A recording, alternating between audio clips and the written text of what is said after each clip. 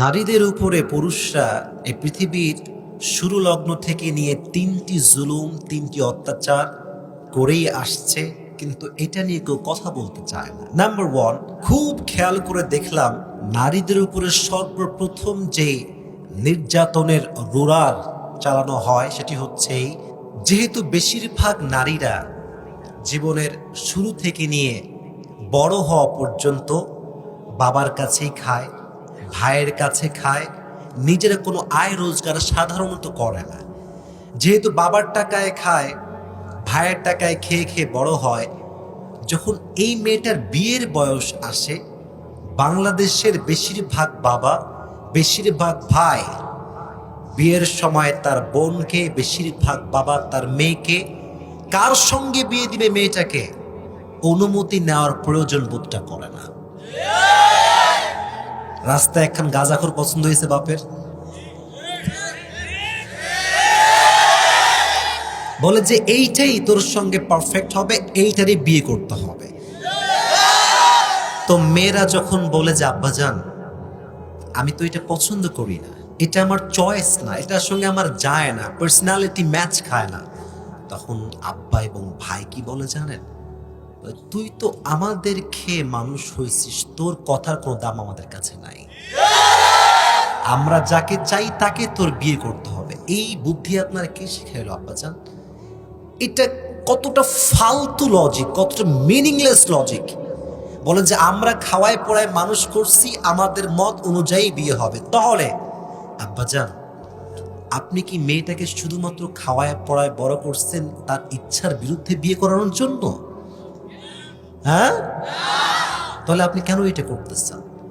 হাদিসে স্পষ্ট ভাষায় এসেছে মেয়েকে তার ইচ্ছার বিরুদ্ধে বিয়ে করানো হারাম, হারাম, হারাম, ঠিক কিনা বলেন? This is totally haram to force your daughter to marry someone. আপনার মেয়ে যদি কখনো বলে আব্বাজান এই ছেলেটা আমার পছন্দ না, ওই এলাকার ছেলেটা 5 ওয়াক্ত নামাজি, খুব ভালো ছেলে, আমি তাকে চিনি, সেটা আমার পছন্দ, এতে করে আব্বাজান আপনি রাগ করতে পারবেন না, কারণ ইসলাম নারীকে বিবাহের ক্ষেত্রে পছন্দকে জাস্টিফাই করার অধিকার দিয়েছে। ছোট্ট একটা হাদিস শুনেন।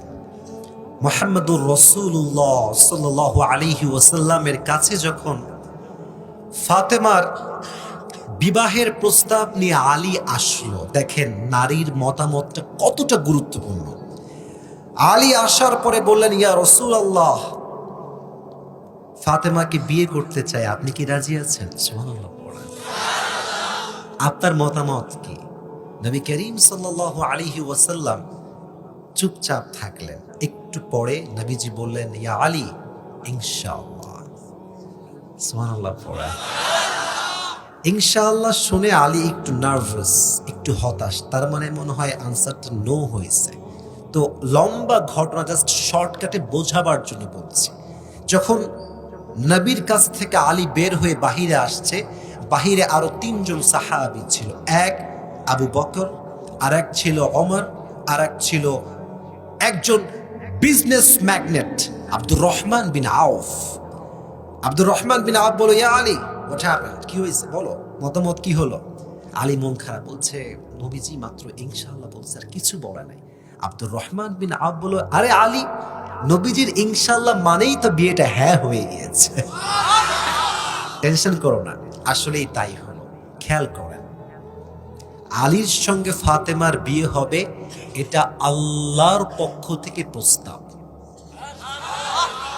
পাত্রকে আলী আসাদুল্লাহ আল গালেব, তার মতো পাত্র কি এখনকার যুগে আর পাওয়া যাবে?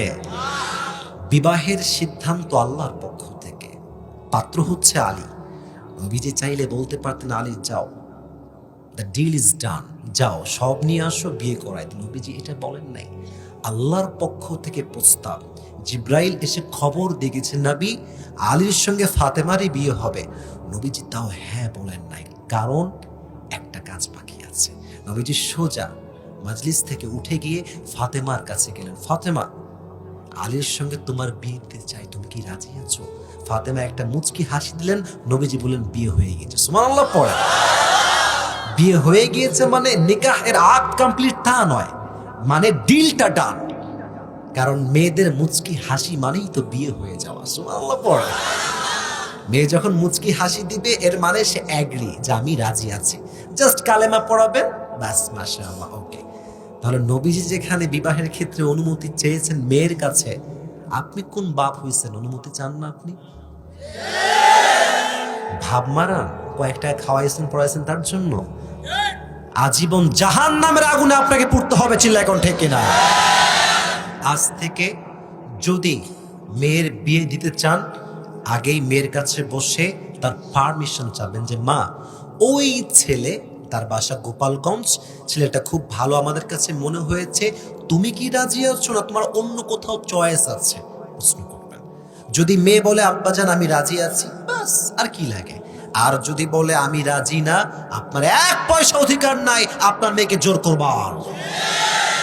আল্লাহ বোঝার তৌফিক দান করুন, পড়ে আমিন।